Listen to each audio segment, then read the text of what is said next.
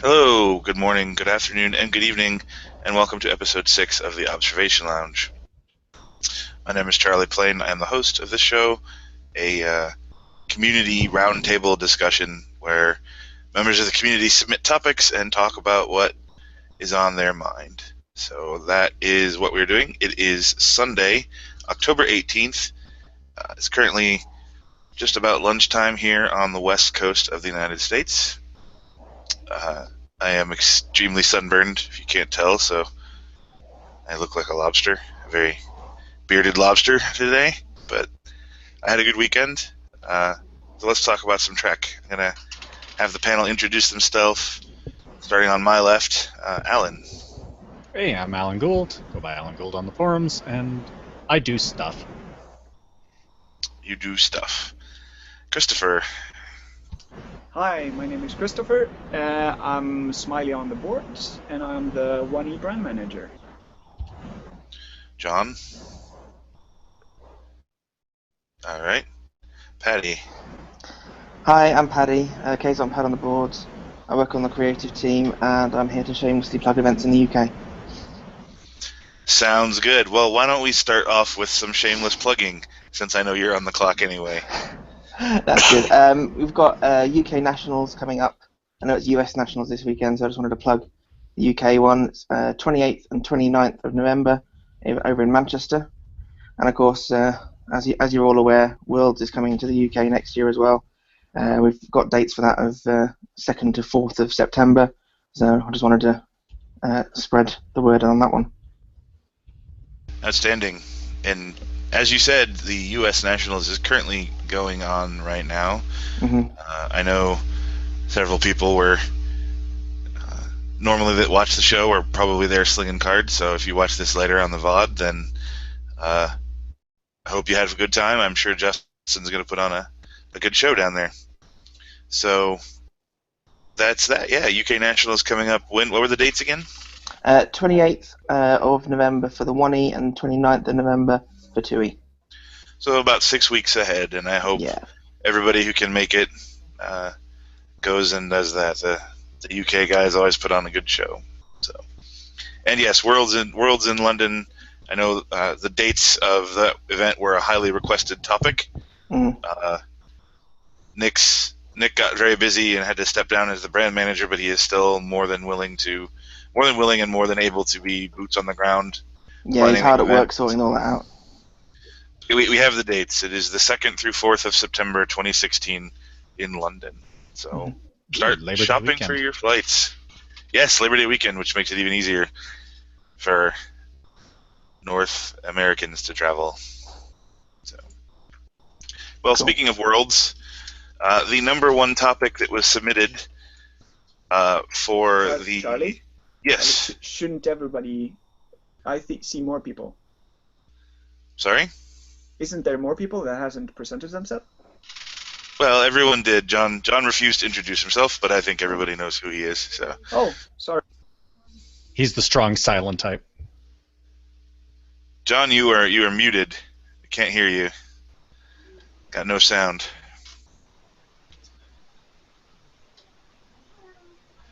Must be something with your microphone or your computer. Hopefully you can sort that out. In the meantime, we will continue the show, and I want to talk about the Worlds that just wrapped up. Worlds 2015 in Australia. By all reports that I have read, a fun weekend for everyone involved. Some good Trek was played. No major drama at the event, really. People wanted to sort of do a post-Worlds analysis, and I was hoping that Justin Ford, who's running Nationals, he said he was going to have a bye at this time, but apparently they didn't, so he can't join us. So it's going to be a bit of a light discussion in that we didn't have anybody who actually went on the panel. But has anybody had a chance to look at what was played and have any thoughts about it? You know, did 1E completely fall apart without In the Zone? Any thoughts, anyone? Didn't look like it.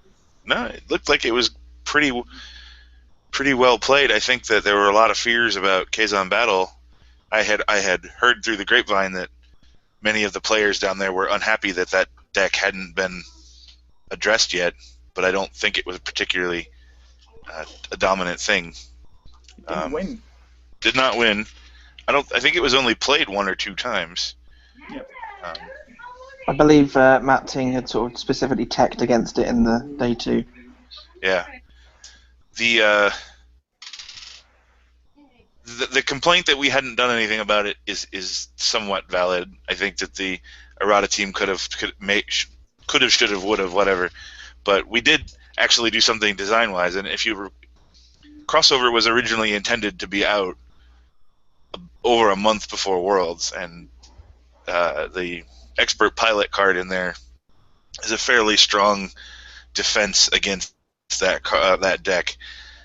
So we had intended for there to be something out before Worlds, but various production delays happened, and it didn't make it out. But yeah, we were sensitive to the issue.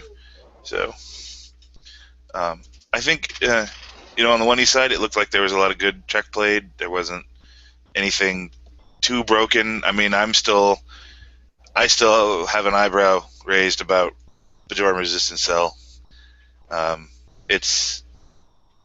There are people that are strongly defending that card as like this is how 1E cards should be, and I politely disagree with those people. That Bajoran Resistance Cell is simply too good in its current form. And while decks that use it do have some weaknesses, they're not particularly weak to things that people use. The biggest weakness of Bajoran Resistance Cell, as I'm told, is treaties. The fact that it generally relies on a treaty. And if you can kill the treaty, you can slow that deck down. Well, I haven't seen the devil in any decks recently. Maybe you get something like Cartwright that can kill a treaty, but I think most of those decks run a way to get it back, so that's not... running treaty destruction is not a winning strategy for most games because most decks don't use treaties. So, yeah, I think that the Bajoran Resistance Cell has proven itself to be due for a look. So hopefully that's something that will happen here soon, because it's for 2 years now it's been somewhat of a thorn in the side of winning designers. I think it would be nice to get rid of that, so we don't have to keep calling it out on new Bajoran play engines. Yeah. So let's talk about 2E Worlds. This is an extremely 1E heavy panel. Did anybody follow 2E Worlds at all, or look at what was winning? No. Yeah. Well, let me ask you guys a theoretical question then. Rather than talk about the decks and the strategies, let's talk about bracket play. The way that Worlds was run is the way that Worlds has been run most of the time for the last couple of years, which is we're going to run a day 1 Swiss tournament, and we're going to cut to some number, usually 16, and then those 16 are going to play elimination bracket games. Where time is called, and then if you win, you advance. If you lose, you are out. How do we feel about that?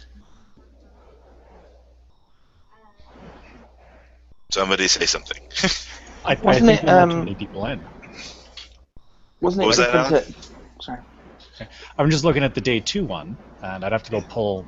But I mean, we cut to top 16 for day 2. But what was the day 1 attendance? For 2E, there were 37 unique players, 20 something finished. Yeah. So I'm thinking, like, I get the idea of we don't want to run straight Swiss because we want to have the big epic finals at the end. But I mean, this is practically like hockey level cutoff, where half the team got to go to the next day. Yeah. Like, should we be cutting to top 8 or top 4 instead? That is certainly an argument for bracket. The main argument I hear against it is that, especially in 2E, and to an extent in 1E, it changes the nature of the game. Because in a Swiss tournament, there's a big difference between a modified win and a full win, and that could cost you that could cost you a spot or a championship. If I go 4-0, but they're all timed wins, that's not as good as somebody that went 4-0 and got full wins. So It's not even as good as somebody that went 3-1 with full wins.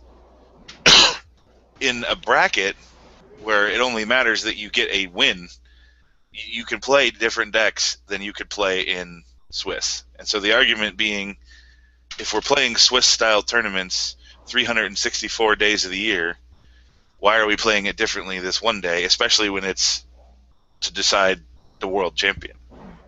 Thoughts? I was talking with Nick, and I'm pretty certain he mentioned something about, was it a Gen Con this year that you did a top 8 or a top 4 in Swiss style instead? Is Yes. that right? How did that go?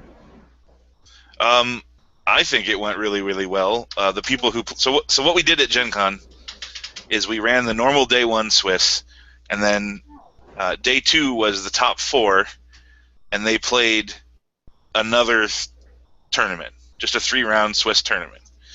And it was particularly interesting because there was a lot of talk beforehand that it would, once somebody loses a game, they're out, and what if somebody loses 2 games and then drops, and that screws up the strength of schedule. So we sort of put everybody on their honor they were going to play all 3 games, and everybody did. Nobody walked. I think it went really well. It was the 1v1 was kind of decided after 2 rounds, in that Ryan went 2-0, and there was a tie or something on the other games, so that there wasn't any possible way that Ryan couldn't win going into the last round. But the 2v1 wasn't, and that depending on how the last set of games went, Nick might not have ended up winning the title, even though he was undefeated going into the last round. So I think it went really well. It's something that I would like to explore in the future, maybe going to a top 8 model instead of a top 4 model. But it was still made for a really long day, because we did 6 rounds of Trek and then a 2-hour break and then 3 more rounds. But it was I think it worked out really well. I would like to see us move away from the bracket. I was a big fan of the bracket for a very long time. I'm no longer a fan of the bracket. Not only is it just super long, but it just changes the nature of the game. I don't think it's necessary to do that anymore. I mean, at least a couple years ago, we got rid of best of 3 games. That it used to be we did a 16-person bracket, and each match was 3 games, which meant that you were sitting there. The person who won potentially played 12 hours, which is pretty brutal. So it's something for our OP team to talk about and get. I know there's feedback on it on the period of review survey, which, let me plug briefly. There is a survey on the front page of the website for the period of review this year. It's a fairly significant survey, but it's designed so that you can skip sections of it that don't interest you. So if you're a 1E player and don't care about 2E, you can skip that whole section. And there's questions on there that are sort of targeted for a lot of these things that the departments are talking about. So take a look at that and fill that out. Did I crack the code yet? Can I chime in? Yes, we can hear you now. Yeah, don't have kids. They ruin everything. Yeah, I agree with Charlie. Brackets, it's time to go. But if you want to do Swiss, you do have to do it in 2 cutoffs. So the final 4 play a round robin. And that's your pure format, which means you got to do 3-day events, or you got to do a really long day too. But Continental's worked out just fine in my opinion. I agree with Charlie. Do you think there's any merit to the bracket at all? Of course, there was merit to it, but I think it's run its course, and people want to go. I think the people want to go to all Swiss, but you got to have top 4 with the final round robin for a championship. It's pure, it's simple, and then there's there's really no controversy if everyone plays everybody. So, are you suggesting doing like what we now call day 1 stays the same, and then you cut to like 16 and they play, and then you cut to 4? So are you suggesting going to like a 3-round thing? Yeah, I think we have to make a hard fast rule, whether if there's a large field, I think you should cut to 8. If there's a smaller field, then you could maybe just cut right to the 4 and do the round robin. If there's 16 or less, that means the top 25% would make it. But if you have a larger field than 16, I think you should cut to 8, do 6 rounds, and then do another cut and do the final 4. But we got to come up with a hard rule on X number of players for that extra bracket to kick in the top 8 to the top 4. Because Alan's hockey analogy is correct. You don't want too many people making the playoffs. Yeah. Well, and part of that's just okay, the top, if you got 30 people, the top 16 make the cut. I always wondered why we go to bracket at the end. Anyway, if you run enough rounds of Swiss, you have the guy who won at the end. Like, the only thing bracket or playoffs gets you is just my wife threw the word at me. The showdown, the epic battle thing. But well, I mean, we gotta accept that we're not gonna have 32 or more person events anymore. So top 16 is kind of obsolete. So I think we gotta come up with a number. And if it's over that number, then we have a top 8 cutoff, and then a top 4 cutoff. If it's less than 16, then just go right to the top 4, and then run the round robin. Yeah, that certainly seems. I'm a big fan of consistency. I mean, the days of 32 plus continentals are probably done, but it still pulls once a year, so we should have that.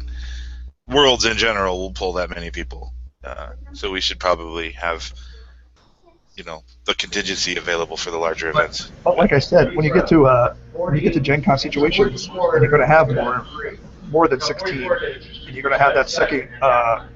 You're going to have 2 cutoffs. Like I said, you really don't want to do long days of Trek anymore. So there's going to be an overlap between 1E and 2E.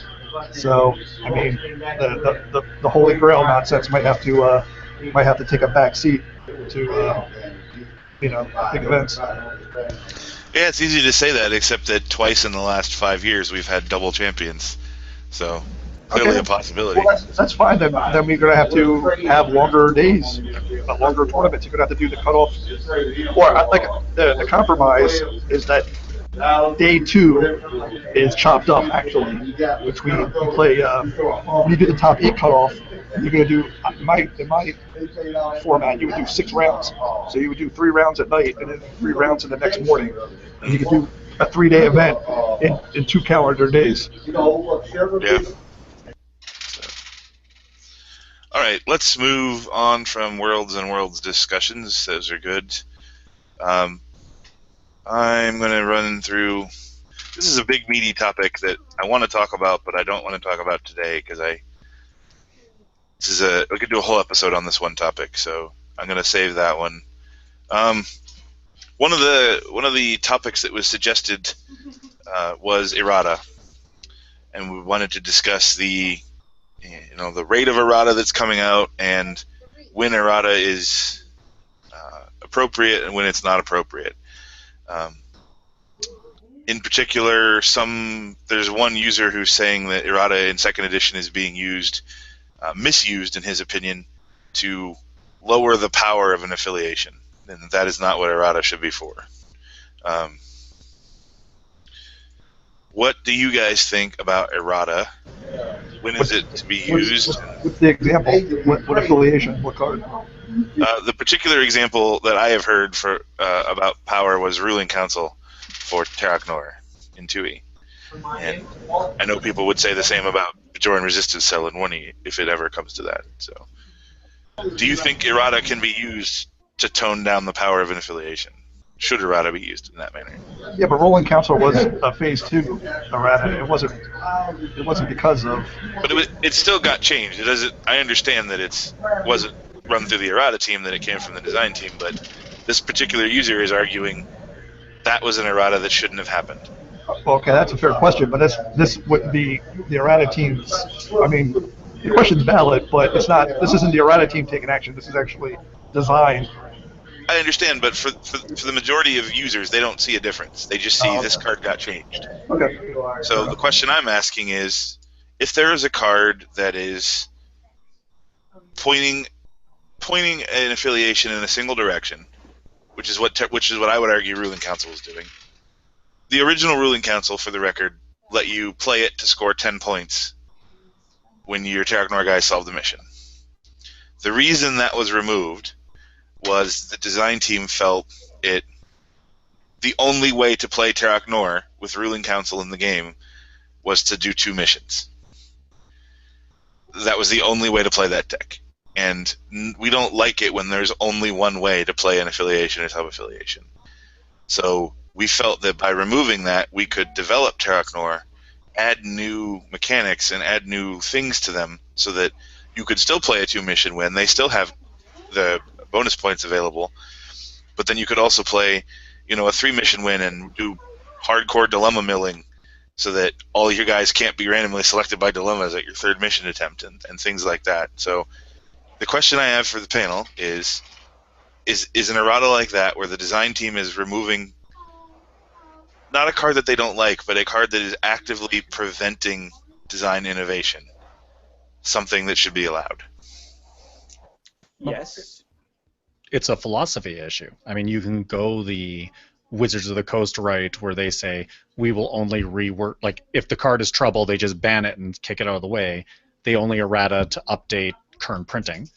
Or you can, I mean, the other extreme is, I think one of the posters was talking about Hearthstone, or pretty much any online game where they balance, and that's just standard for it. Like, the next Team Fortress update comes out and they say this gun was a little bit better and this hat gets a little bit worse and this and that, and that's just the way it is.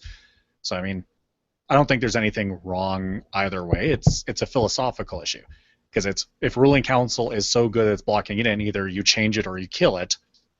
Which way does everybody prefer to do it, right? And 2E doesn't have ban, so. No, but that's the same thing. That's that's philosophy, right? Yeah. Yeah. Anyone else have a thought on this? I got a few thoughts. It's exactly what Charlie said, but the way I'll put it is, design made too many heroes. A lot of hero personnel and a lot of hero interrupts. You can't have decks based on one card. It's not good for the game. And one of the advantages we have, being a virtual, we can just change things. We're not bound by previous mistakes or previous bad ideas. We can change things, and we should always change things to make it better for the game. To clarify your point, you said you can't have decks based on one card. I don't agree with that. I think, and maybe we're using different terminology. I think you can't have an affiliation or a sub-affiliation where all their decks are based around one card. Okay. Well, yeah. You can certainly build a deck that's based around doing one thing and doing it really, really well. That should be a part of a card game. But when you have, it's like every Fed deck has to have Kirk in it, then you've got a problem. Well, and that's where Bajoran Resistance Cell has its problem. Is it's, hey, if I want to play Bajoran Resistance Cell gives me my reporting and this, that, and the kitchen sink, and it does everything. So why wouldn't you use that when to get the same abilities you'd be doing 3 or 4, 12 cards to get to the same place? Yeah. I would argue it's not even limited to Bajorans. No. Like, if you're playing an affiliation that's got a lot of non-aligns or has any ability to do a Bajoran treaty, playing that card is almost a no-brainer. Like, yeah, drop in your 6 resistance guys, your 4 or 5 treaties, and seed this one card, and you're getting a lot of card draws. You're getting some really good people anywhere you want them, and then, yeah, so. Not treaties, but espionage. Yeah, espionage cards. Apologies. So, I mean, errata is always going to be an issue where people fundamentally disagree philosophically. There are going to be people who only want to see errata done, when there is an active break in the game, and there are people who think that the errata teams aren't doing enough. They want more errata. It's always going to be a fine line to walk. As we rotate the errata team leads on both sides of the game, they're going to have different philosophies about how much to change and so forth, which is a good thing. Yeah, I will go on record that since Josh has taken over, he hasn't really had to do much. There's been a couple, I think TCS, we've had to clean up minor things, but since he's been errata lead for about 2 or 3 months, there hasn't been much to do, which is a good thing. Yeah. I do think the one thing that the continuing committee needs to do is be better about broadcasting errata. One of the complaints that I have a great deal of sympathy for is that it's tough for players that don't visit the site frequently or don't play frequently to keep up with what's errata. And if you have players in your area that basically have a deck that they play and they come to a tournament every couple months, and that deck basically has in a card that gets an errata, they're going to show up and have a really bad experience at that tournament. So I'm not sure how to solve that particular problem, but it is something that I think. Don't you have a social media manager? Yes, we do, and he's doing a very good job. Yeah, but that's what else can you do besides Twitter and Facebook? That's all we got. You can make phone calls. Well, there's actually one, because banning doesn't work either, because that's the same problem. If you show up with a banned card in your deck is illegal. So that's even worse. But so the only thing that we actually can do is actually have a rotation, and then I mean like heavy rotation. You like then when you show up, you know what sort of decks are allowed, and that is if that is incorporated into how tournaments is made, like how they're function and how this is the way we do stuff, then it's going to be more natural. But otherwise everything needs to stay the same and needs to be legal, everything. And I don't think that is that's troublesome. And part of it is, if somebody who only shows up every couple of months, when they find a sitter and whatnot, and they show up to their little local tournament and they find out at the tournament that, oh, this card got changed, then you cut the guy a bit of slack. Yes. On the other hand, it's rules enforcement, right? Because on the other hand, if somebody showed up for Worlds a couple of weeks ago, and the guy's been baited, he knows what he's doing, and he shows up with something that he knows doesn't right, then you throw the hammer at him. Yeah. But let's not beat up the guys at the locals who. No. And there's differences in the Chula the Game errata that just came out for 2E doesn't fundamentally change how that deck works. So the guy who has a Chula pile is still basically going to play it. But when you have something along the lines of, if you built a deck that was abusing Robin Leffler in 2E, or you built a deck in 2E that was, what is a card we changed recently? Or if we change Majoran Resist to Cell and your deck has that in it, that breaks a key part of your deck, and now you've got just dead cards in your deck. That's a problem. So. Yeah. But when you go to a tournament, you're probably building your deck a day or two ahead of time. It doesn't hurt to go online and check it real fast. There's a little. Alan's right. Don't beat up the guy at the local, but at the same time, people need to be a little bit responsible and check real quick if there's been any changes. Yeah, we don't get that many just like from the street step-ins any longer. Yeah.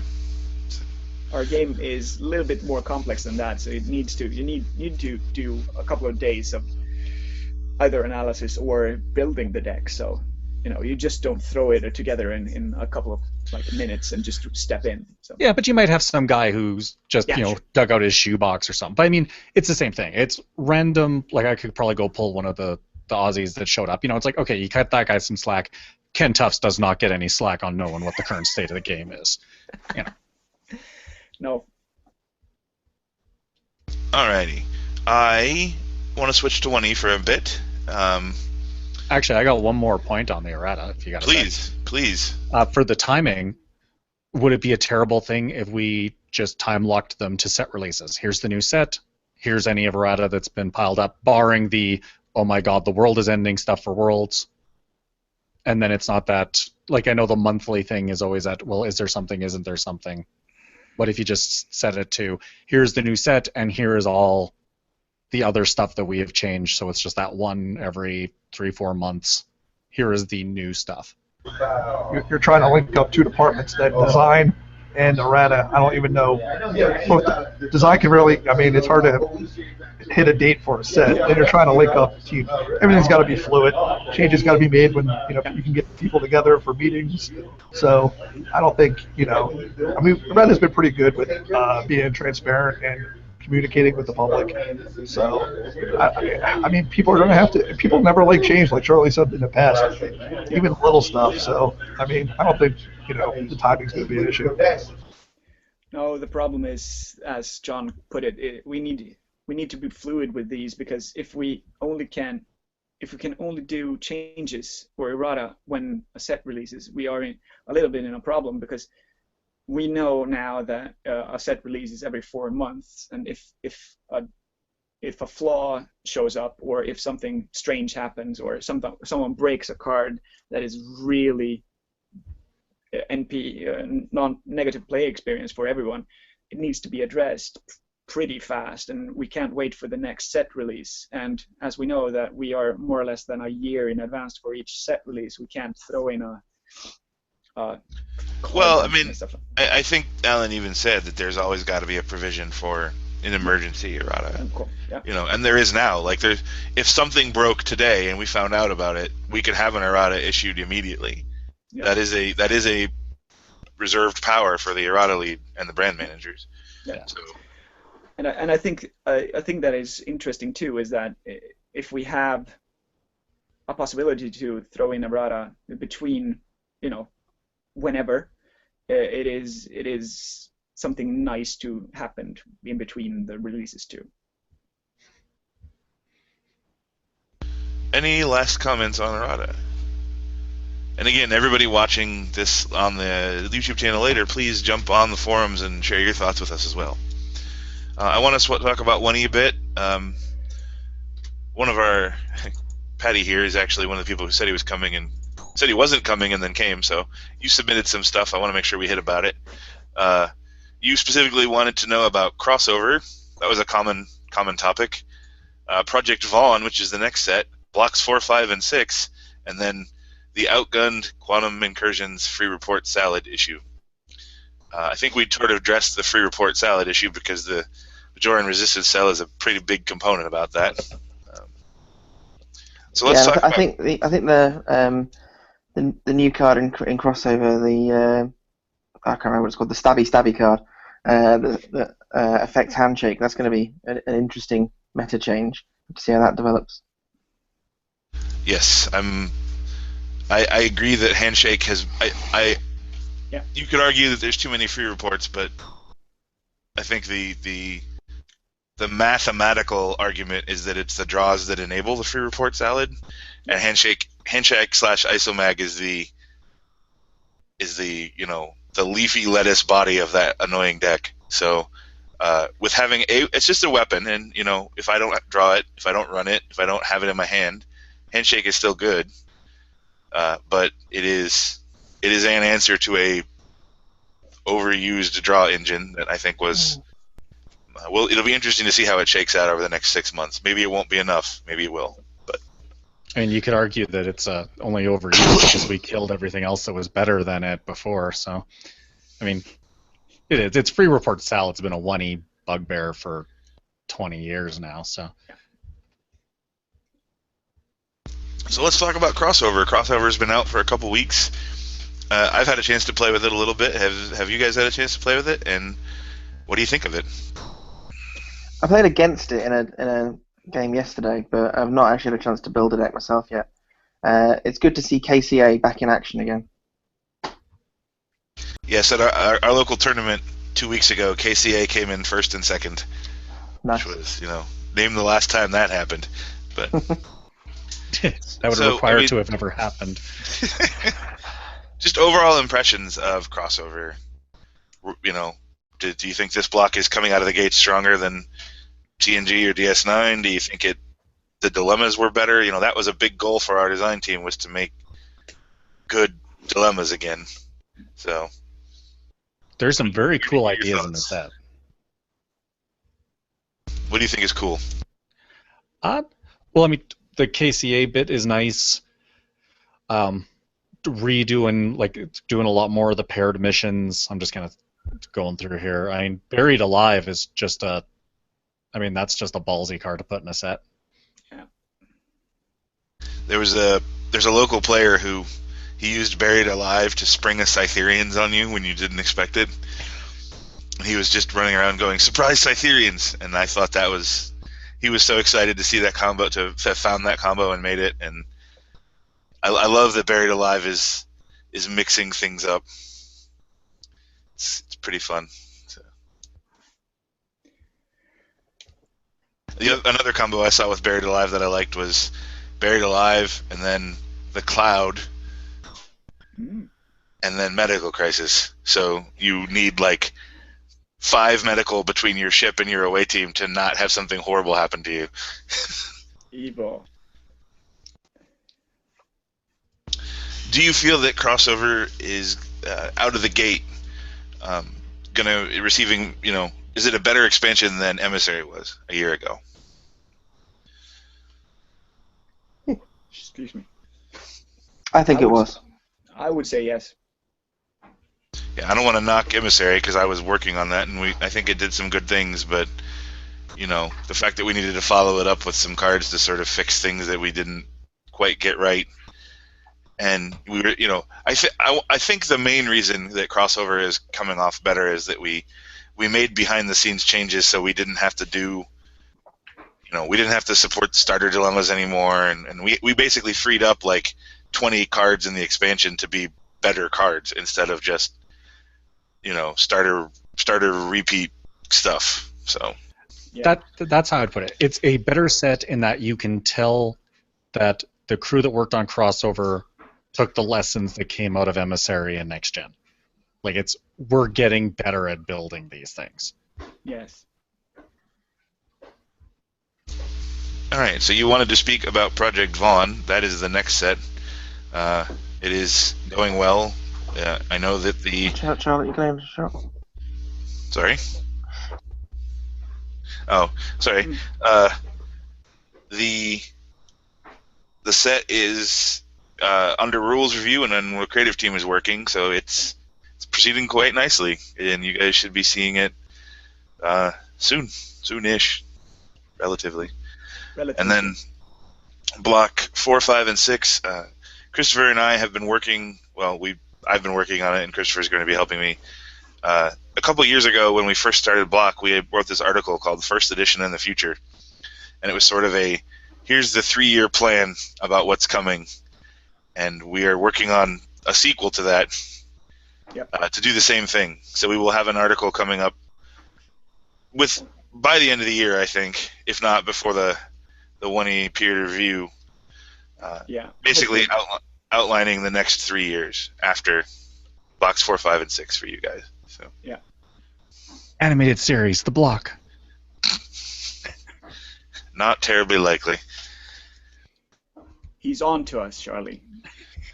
So we talked about Outclassed a little bit when we talked about the Kazon deck. We talked about Free Report Salad. The other thing that you had brought up was Quantum Incursions. So if you want to jump on your soapbox here and yell at me, now is your chance. I don't have a particular soapbox on it. I think it is a strong card. But I saw an interesting trick yesterday where my opponent used Recruit Mercenaries to download a couple of Lethians to get past it with his DS9 deck. I thought that was quite cool. But it's just a very strong card, and I thought it was worthy of discussion. Yeah, I like strong cards. I think the argument, the legitimate argument to a degree, is that in a competitive environment, there are certain affiliations that are at a big disadvantage against QI. Probably a little more than we should have done, but I think that is a problem that can be addressed through design, in that you can identify those affiliations and give them some cards that specifically cover the skills or icons or whatever is missing from, if Romulans are having, that's a bad example, but we'll say like Cardassians are having a hard time passing this, you could make a Command Star AU Cardassian that can do something to gain empathy, or you can make a verb that gives Cardassians empathy so they can sneak past stuff. I mean, there are ways around it, and people are finding neat tricks like that's I hadn't heard the Recruit Mercenaries. That's good. I've seen people doing Doctor Not a Brick layer to get Garib. He's a Romulan, past Romulan Antedian or Antarian, Andorian that has 2 empathy and an AU icon. So he basically kicks that dilemma in the nuts. That sucks if you're running DS9 or TNG, but if it's your last mission attempt and that will get you past QI, I mean, it's worth doing. So I think it is a strong card. My personal opinion is it is a strong card. It is not a broken card, but I do think design has a responsibility to sort of make it so that more affiliations can get through that card. I'd say it's a little more lopsided than it looked at when I think when the design side was coming through. Just in that some affiliations, the die roll, like they're going to have a bunch of those just by nature of, a Fed deck getting empathy or an AU icon is almost you'd have to try not to have one of those. All right. Yeah. And it's some affiliations, it's just some of those slots are a lot harder to pull up. But lessons learned, right? So. Yeah.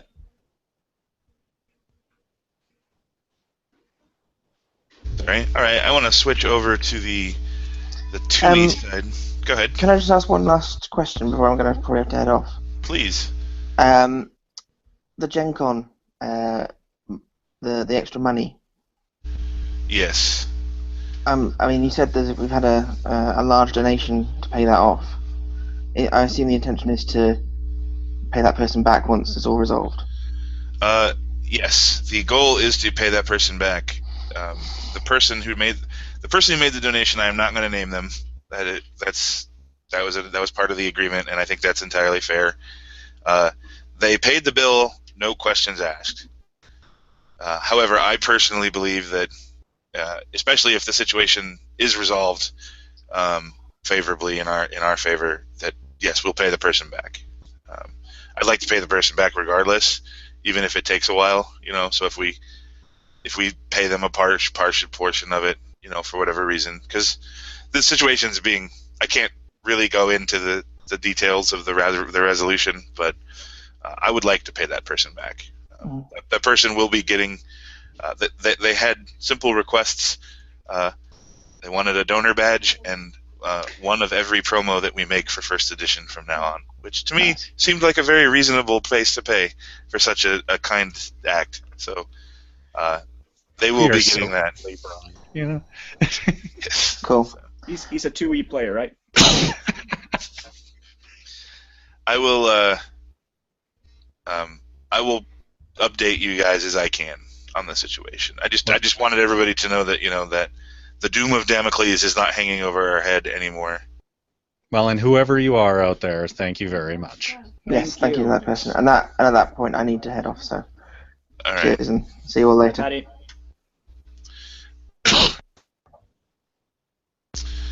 Yes, just to be clear, they didn't pay our bill. That's not what happened. They made a donation to the continuing committee so that the dispute between the hotel and the continuing committee would be resolved without threats being carried out. So the bill was paid. There was not a big issue there. It's just paperwork at this point. So I want to talk about 2E. If we can. We've been doing Phase 2 for a while now. I think we've put out 4 sets under Phase 2. 5th set will be coming out soon. 6th set is in design. A couple of users wanted us to talk about the success and failures of Phase 2 on the 2E side, and then wanted to see what we're doing next about it. So again, I know this is a one-E heavy panel, but those of you who have been following second edition at all, I mean, what do you think of the past 2 years of 2E design? Do you think things have been elevated and improved, or are things still stale and stagnant and Phase 2 is barking up the wrong tree?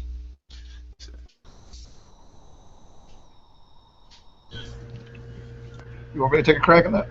Sure. I'm eager to hear your thoughts. So. I think we're shooting probably about 75% when we come to Phase 2. When we take Phase 2 cracks at affiliation, 75% is not bad at all. By success, I mean just making the affiliation, fresh again, making people play stuff. And the ones we get wrong, I mean, we can always just take another crack at it, but we got to figure out where we're going to go from here. Not some affiliations can't be saved by Phase 2 because of previous, teams and whatnot. They are what they are. So we got to come up with what's our post Phase 2 plan. Yeah, there are also a couple of affiliations that don't really need anything. Like, Klingons in particular are kind of already pretty well defined. I think you can do some nudging and some polishing, but they are an affiliation that doesn't need a lot of redefinition. Romulans too were the same area. When they get their Phase 2 set, it's basically taking what Romulans already did and magnifying it. So, where we had other affiliations like Starfleet and the Maquis and Terok Nor that didn't have any sort of real identity and needed something. So, I think John's maybe a little unkind to Phase 2. I don't know that a C is where I would put it at 75%. I would say 5% the solid B. Yeah, I'd say we're in a B range. Well, I don't know. I got to take a look. We got to look through the number of affiliations that we've released sets for, and then grade them up or down. I mean, Sure. I was being positive with 75%. Yeah. And TNG and Romulan are hitting the field here soon, and that will shake things up. So, The one comment that sounds concerning is, are we in danger of going down the Vampire Masquerade route, where they ended up closing down the game because the designers went and said everybody has everything they need. There are no more cards to be printed. Oh no. Can't happen to Star Trek. There's nowhere near. We're nowhere near at that level. The whole point of Phase 2 was not, finish each affiliation. It was really get each affiliation back to the place where they started. That was the origin of it. Is that for a long time, design was just printing different colored cards. Like we weren't really worrying about affiliation flavor. We were just making cards and putting them in affiliations that we wanted to put them in. Bajorans weren't caring about the discard pile, and Cardassians weren't caring about capture. Terok Nor was just random dudes backed up by ruling council. It was there wasn't a feeling and a flavor to these affiliations when you played them. One of the goals that we had was, if you built a basic Bajoran deck, not by which I don't mean simple or beginner level, I mean a deck that's going to be Bajoran and solve 3 missions and win the game, that should feel slightly differently than a basic Cardassian deck or a basic Dominion deck. And in a lot of ways, I think we've succeeded. A Bajoran solver is going to play differently than a Dominion solver, and that's going to play differently than a Romulan solver, which is going to play differently than a TNG solver. So there's been some success in that regard. There's still more work to do, but yeah. Don't worry, Alan. When Charlie lets me do Vidia, there's going to be all sorts of new 2E stuff. I've been talking to him. He ain't listening, like usual, but one day we have a keyword decay, yet we don't have anything to do with Vidians. There's something wrong there. Well, second edition seems to be easier to squeeze in smaller affiliations anyway. So. Yeah, we've talked about it. My policy is and remains, we are not going to make something for the sake of making it. Somebody has to come up with a compelling theme or mechanic for one of those affiliations that perfectly aligns with them before we really talk about it. So, if somebody comes to me with a design that is perfectly flavorful, mechanically unique for Vidian or something, I will sign up for that being on the schedule. But until that happens, we're not at that place. I'm going to make Vidians the Planned Parenthood of Star Trek. They're going to steal you and sell your organs. I got it all taken care of. Wow. All right, moving on. Somebody wanted to know a little bit about what's coming up for 2E. Well, the next 2E set is literally right around the corner. I was working on the release plan for it earlier this morning, so that will be coming out very soon. The 2E set after that is Tyler Foltz's first solo lead. He co-led this next one with me. The one after that, he is leading by himself. I am not on that project team at all. I only look through the expansion to help cost cards. That is Maquis and Starfleet is where they're starting. We'll see where they end up, but and that is sort of the end of like the first leg of Phase 1. All the expansions after that are not going to be like Affiliation A and Affiliation B like we've done. We're going to be doing different themes for the expansion. Same principles, but just it's not going to be these guys plus these guys, because we've kind of ran out of all the logical combinations. I mean, Starfleet Maquis is kind of not a logical combination. It was just sort of, these are the two that need the most work that are left, so let's do them. After that, it's going to be different themes. The last two to get picked for the kickball team. Basically, yeah. So, all right. At this point, I have a few more topics that I can bring up. I wanted to see if there's anything that the panel wanted to talk about for a couple minutes. Does anyone want to bring a topic up? Where do I get more time? Yes. So we'll close out on this topic, which there were two questions that I thought were interesting, sort of about the CC in general. One of them, I'm going to read it verbatim. Recently, I saw an advertisement on the Continuing Committee homepage for a new game on Kickstarter. While I hope the game is a success, my concern is in the article it said that the advertisement had been purchased from the CC. My feeling is that if the website becomes commercialized like this, it could jeopardize the future of the game. Can you please clarify this? Well, that's a legitimate concern, so thank you for submitting that. First of all, the game that was on Kickstarter was from Jeremy Commander. He is a longtime 1E player and a former volunteer for the Continuing Committee. He was the first 1E director when we decided to start doing 1E stuff. He's now a game designer because his game was successful. The Kickstarter was successful, and that game will be coming out. He approached the Continuing Committee about running an advertisement on the front page. We discussed it and offered it to him for free because he is a old friend and a longtime community member, and this is a good cause. And, you know, we did have some concerns about advertising. We had done advertising in the past. We took a sponsorship deal from a web store. It didn't go terribly well.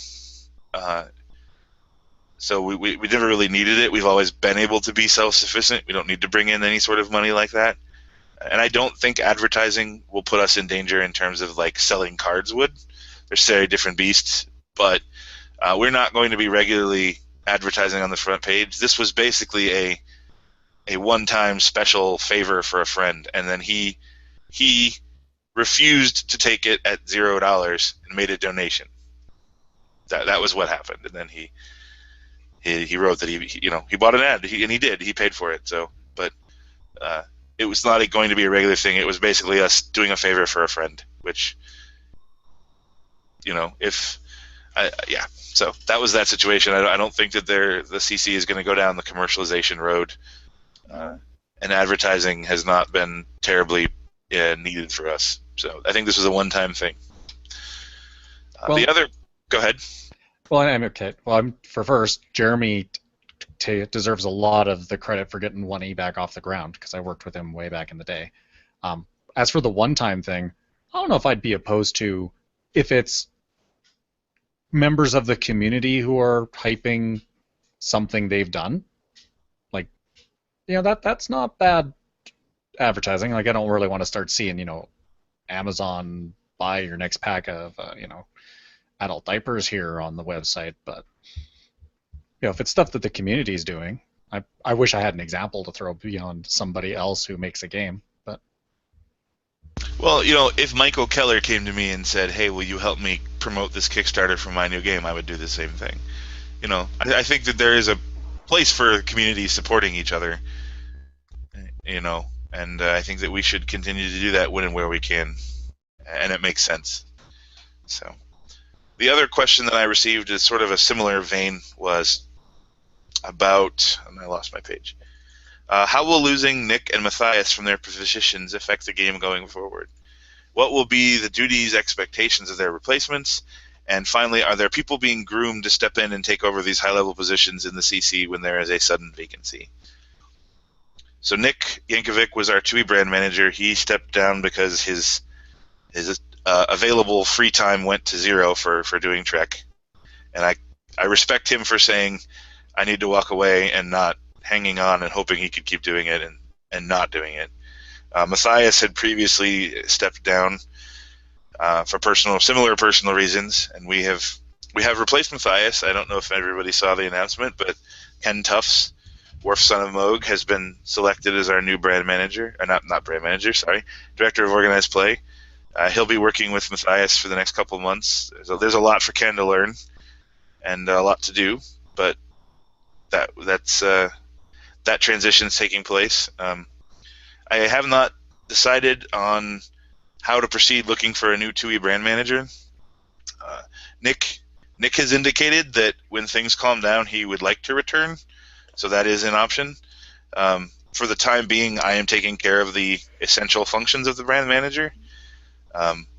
In terms of are there people being groomed to take them, not specifically.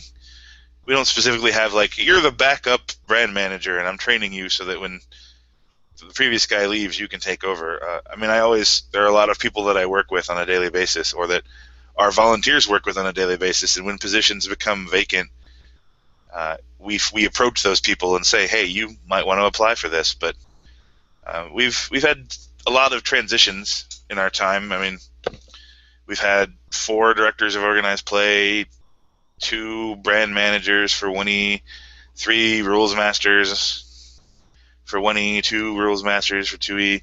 People move on all the time, and we find other people that are passionate and have the skills that we're looking for, and they jump in. So, especially as we all grow older and keep going, that'll continue to happen, but we will continue marching forward. So I don't think that the continuing committee is in any staffing danger. So, all right, we had a lot of people submit topics this week. I'm sorry that we didn't get to all of them. I want to thank our panelists for being on today, Alan, Christopher, John, and Patty. It's good to have you guys on and some good discussion.